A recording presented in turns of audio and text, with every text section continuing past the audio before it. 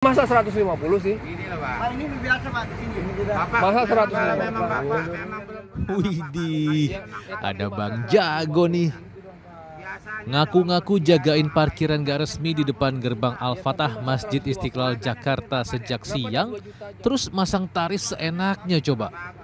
150.000 dong mintanya. Emang boleh seserakah itu abangku? Viral loh ini. Pas diciduk nanti dijamin luntur nih jagonya. Nah kan? Bener? Langsung kalem pas digiring polisi. Aduh, kenalin nih sahabat. Bang Jago nomor 1 yang berbaju hijau ini umurnya baru 26 tahun. Inisialnya J. Kabarnya pernah mencuri barang bawaan pengunjung masjid juga. Nah, kalau yang tuaan dikit ini Bang Jago nomor 2. Inisialnya AB. Dan juga ternyata Bang Jago umur 49 tahun ini pengguna narkoba sahabat. Waduh, kok ya bisa berkeliaran di tempat umum sih manusia kayak begini? Terhadap seseorang yang berinisial AB, kami laksanakan cek urin, ternyata urinnya positif, ya. Sehingga akan kami tindak lanjuti berkaitan dengan perkara penyalahgunaan narkobanya. Kapolsek Sawah Besar menambahkan peristiwa pemalakan itu terjadi sebulan lalu, tepatnya tanggal 18 April pukul 4 pagi, sekitar 1 pekan setelah Hari Raya Idul Fitri.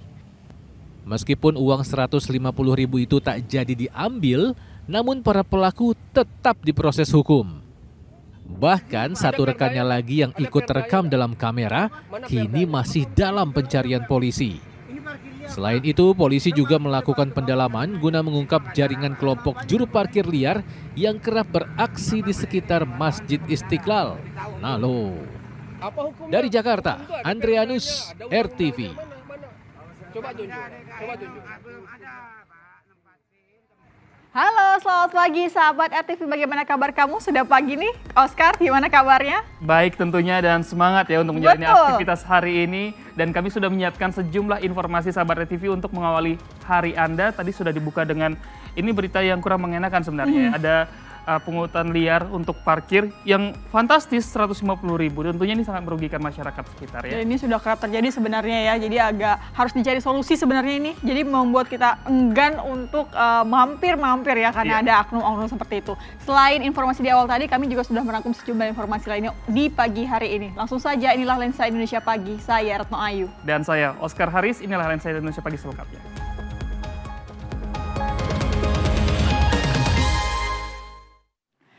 Viral seorang anak berusia 13 tahun di kota Cirebon, Jawa Barat mengamuk kepada ibu kandungnya dan mengalami depresi berat.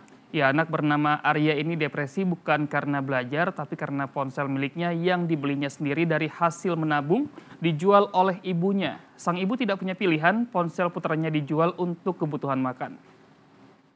Mamanya ikut gitu? Mama, Arya Randi Pratama, anak berusia 13 tahun ini mengamuk.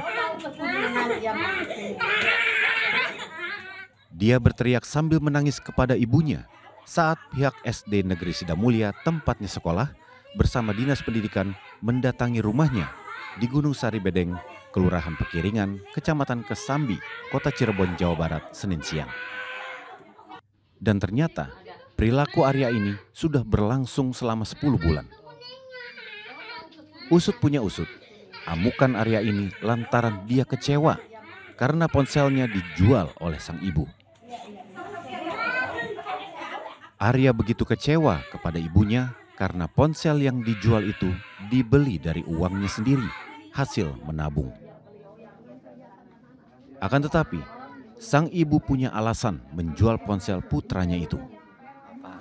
karena itu kan saya bingung ya keadaan, saya nggak kerja, saya nggak jualan ya, terus suami juga waktu itu keadaan 8 bulan nggak ngasih nafkah gitu loh Mas, jadi saya bingung, ada barang itu ya saya jual buat makan sehari-hari, kayak gitu. Ironis, keputusan berat bagi sang ibu. Demi dapat uang untuk makan dirinya dan 3 anaknya, HP Arya dikorbankan. Kondisi Arya pun mendapat perhatian dari Dinas Pendidikan Kota Cirebon karena Arya sudah lama tak masuk sekolah. Saya memperhatikan masih besar kemungkinan Ananda untuk seperti sedia kala. Karena tadi beberapa jam saya sengaja meluangkan waktu karena ingin tahu. Kalau kemarin kan kami serahkan pada sekolah yang pertama tidak boleh sampai dikeluarkan. Tidak. Diberikan kemudahan dan kekhususan karena ini termasuk ke dalam anak dengan situasi khusus. Ini masuknya bencana sosial dan bencana. Maksudnya ini ke dalam situ masuk karena kan ini bapaknya tidak di tempat. Ibunya sendiri, betul nggak Pak? Artinya ini termasuk dalam konflik, ada konflik sosial di dalamnya. Terapi pengobatan akan dijalani Arya. Bantuan program pemerintah akan digunakan dan peran sekolah dibutuhkan untuk bekerja sama dengan dinas terkait demi memulihkan kejiwaan Arya. Dari Cirebon, Jawa Barat, Abdurrahman, RTV. Informasi lainnya sahabat, tradisi menerbangkan balon udara dengan petasan di Ponorogo, Jawa Timur justru membawa petaka. Petasan seketika meledak saat proses persiapan dan mengakibatkan 4 remaja mengalami luka bakar serius. Beginilah detik-detik saat sejumlah remaja di Desa Muneng, Kecamatan Balong, Ponorogo, Jawa Timur akan menerbangkan balon udara yang membawa petasan di bawahnya. Belum sempat mengudara, petasan tersebut meledak cukup kencang dan membuat para remaja kocar-kacir menyelamatkan diri. Akibat ledakan ini, 4 remaja terluka bakar.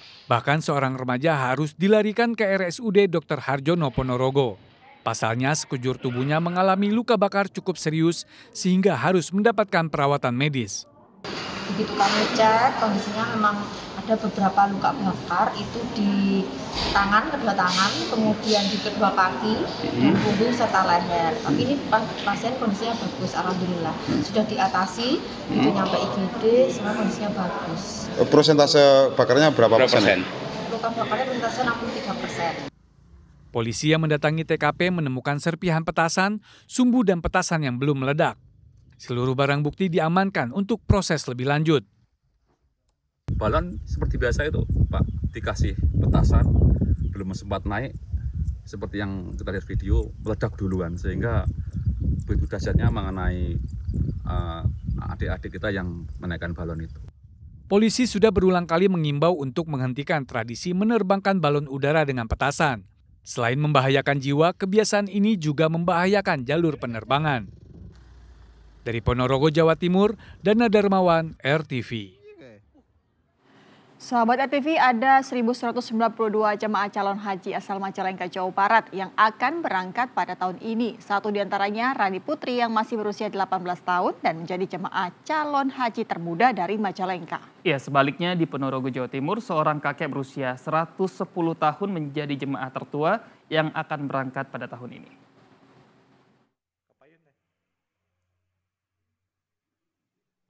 Raut kebahagiaan terpancar dari wajah Rani Amanda yang akan menunaikan ibadah haji bersama kedua orang tuanya pada tahun ini. Remaja putri kelahiran 2016 ini menjadi jemaah calon haji termuda dari Kabupaten Majalengka, Jawa Barat. Putri dari pasangan Toto Herianto dan Jojo ini didaftarkan oleh kedua orang tuanya sejak masih duduk di bangku kelas 2 sekolah dasar pada tahun 2012. Tidak ada persiapan khusus yang dilakukan Rani. Hanya mempersiapkan obat-obatan dan berolahraga untuk menjaga daya tahan tubuh. Persiapannya obat-obatan, terus perlengkapan buat dibawa ke sana. Kan cuaca di Indonesia sama di Arab itu berbeda ya. Jadi tentunya persiapan obat-obatan sama fisik terutama. Sementara itu di Kabupaten Ponorogo, Jawa Timur, ada jemaah calon haji yang sudah berusia 110 tahun. Kakek ini bernama Harjo Mislan yang menjadi jemaah calon haji tertua. Berbagai persiapan pun ia lakukan, mulai dari pembekalan, pemeriksaan kesehatan, hingga vaksinasi. Meski sudah berusia lanjut, kondisi kesehatan Harjo dinyatakan cukup baik dan siap diberangkatkan ke Tanah Suci. Kakek yang merupakan seorang petani dan mantan pejuang kemerdekaan ini sebelumnya sempat berangkat umroh didampingi putra pertamanya di tahun 2017. Kemudian ia mendaftar haji pada tahun 2019 dan masuk dalam daftar jemaah prioritas untuk diberangkatkan pada tahun ini dengan didampingi putranya. Sebetulnya nabungnya udah lama, hanya didaftarkan tahun 2019. Sempat tertunda dulu Pak? Tidak, karena ini Mas, karena dia 5 tahun masuk aplikasi sehingga nanti langsung grade dari usia tertinggi sampai yang terendah. Jadinya Bapak 5 tahun bisa berangkat. Ada 620 jemaah calon haji asal Ponorogo yang akan berangkatkan pada tahun ini. Kelompok bimbingan ibadah haji berjanji akan melakukan pendampingan ekstra kepada para jemaah lansia. Dari Majalengka, Jawa Barat dan Ponorogo, Jawa Timur, Abdul Rohman, Danang Darmawan, RTV. Masih terkait haji sahabat, para pengantar jemaah haji di depan asrama haji Sudiang Makassar diduga dipalak oleh juru parkir liar sebesar Rp30.000. Usai video pemalakan viral, petugas pun segera turun tangan menertibkan para juru parkir liar.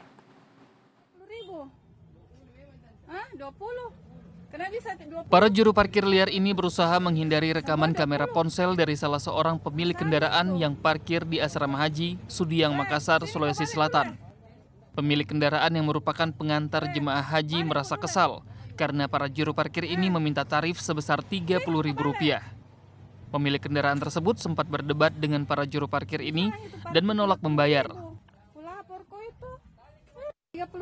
Setelah direkam, juru parkir liar ini kemudian menurunkan tarif ke Rp20.000. Semua 20. Padahal pihak asrama haji telah memberikan imbauan parkir gratis di area asrama haji. Video ini pun seketika viral hingga Polsek Biringkanaya Makassar menjaring para juru parkir di sekitar asrama haji Sudiang. Setelah ditelusuri, remaja jukir liar dalam video tersebut bukan warga setempat. Pelaku tersebut adalah ternyata orang di luar daripada warga yang di sekitar sini. Kalau seandainya misalnya ada warga yang merasa keberatan dan merasa diperas dan melakukan pelaporan di Polsek, saya selalu ke Polsek menjamin bahwa pasti akan kami tindak lanjuti. Diketahui, UPT Asrama Haji Sudiang Makassar menegaskan tidak ada pungutan parkir di area Asrama Haji Sudiang. Bahkan UPT Asrama Haji Sudiang memasang baliho terkait parkir gratis tersebut. Dari Makassar, Sulawesi Selatan, Samsul Altimen, RTV. Kita ke informasi selanjutnya, nama Windy Yunita atau Windy Idol kini kembali mencuat sahabat RTV bukan karena prestasinya. Jebolan ajang pencarian bakat ini justru diduga diperiksa kasus tindakan pidana pencucian uang dengan tersangka Sekretaris Mahkamah Agung nonaktif Hasbi Hasan. Ya, meskipun telah ditetapkan tersangka dan dipanggil untuk ke-7 kalinya, KPK belum menahan Windy. Apa alasannya? Berikut liputannya. Hari ini diperiksa sebagai apa, Pak? Penyanyi Windy Yunita Bestari mendatangi Gedung Merah Putih KPK di Jakarta Senin siang. Kedatangannya ke Komisi Anti Rasuah ini untuk menjalani pemeriksaan sebagai saksi kasus dugaan tindak pidana pencucian uang dengan tersangka Sekretaris Mahkamah Agung nonaktif Hasbi Hasan. Setelah menjalani pemeriksaan selama 5 jam, penyanyi jebolan ajang pencarian bakat ini keluar dari gedung KPK. Ia tidak menjawab pertanyaan terkait isi pemeriksaan. Banyak penyidik aja ya, teman-teman semua. Ini ada pengembalian uang lagi ya Mbak? Bener Mbak, pengembalian uang Mbak. Udah tanya ke penyidik aja Mas. Ini balikin duit. Saya nggak tahu. Mbak, emang asetnya Om Hasbi ada berapa Mbak? Kalau masih nggak tahu, tanya penyidiknya aja Mas. Sebelumnya KPK telah menetapkan penyanyi Windy Yunita Bestari sebagai tersangka dalam kasus dugaan pencucian uang yang dilakukan Hasbi Hasan. KPK mengendus adanya pengalihan uang hasil suap yang sudah berubah menjadi barang. Keterlibatan Windy dalam pengalihan uang hasil suap ini masih dalam penyelidikan lebih lanjut. Meskipun Windy sudah ditetapkan sebagai tersangka, namun KPK belum menahan Windy. Pasalnya butuh waktu untuk mengejar aset hasil tindak pidana korupsi. Hasbi Hasan sendiri sudah divonis pidana 6 tahun, denda 1 miliar rupiah dan membayar uang pengganti senilai 3,8 miliar rupiah dalam kasus suap dan gratifikasi pengurusan perkara di MA. Dari Jakarta, Ajiat Moko, RTV. Selanjutnya kita ke kasus korupsi mantan Menteri Pertanian Syahrul Yassin Limpo. KPK memeriksa Nayunda Nabila selama 12 jam sebagai saksi. Nayunda adalah biduan dangdut yang diduga menerima saweran 100 juta rupiah dari SYL saat acara hiburan di Kementan. Setelah menjalani pemeriksaan selama 12 jam sebagai saksi, Nayunda Nabila keluar dari Gedung Merah Putih KPK pada Senin malam. Penyanyi dangdut ini diperiksa terkait aliran dana fantastis saat Syahrul Yassin Limpo menjabat Menteri Pertanian. Saat ditanya awak media, Nayunda dengan ramah menjelaskan agar menanyakannya kepada penyidik. Biar gimana? Yang jawab ya. Makasih banyak waktunya. Seperti diketahui, Nayunda dipanggil KPK karena namanya disebut dalam sidang kasus korupsi dan gratifikasi yang menjerat mantan mentan Syahrul Yassin Limpo. Dari fakta persidangan terungkap adanya transfer uang sebesar 100 juta rupiah kepada Nayunda karena menjadi salah satu pengisi acara hiburan di Kementan. Diduga menerima saweran dari anggaran Kementan, Jaksa KPK memastikan Nayunda akan hadir dalam sidang lanjutan kasus korupsi SYL. Sementara kalau dalam daftar saksi termasuk dan nanti kami agendakan. Ya, sanksi sih ada dalam daftar saksi.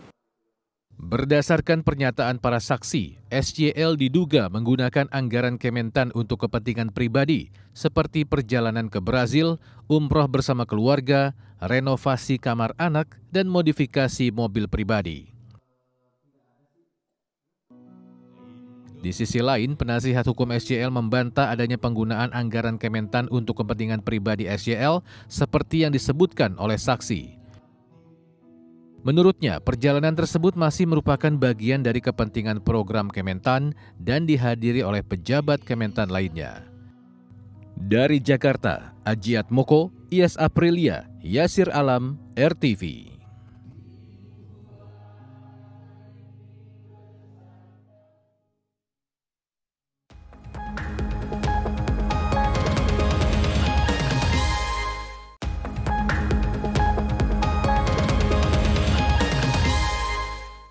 Ya sahabat, sebelum kamu beraktivitas hari ini, ada baiknya memantau perakiraan cuaca yang telah kami rangkum dari situs BMKG.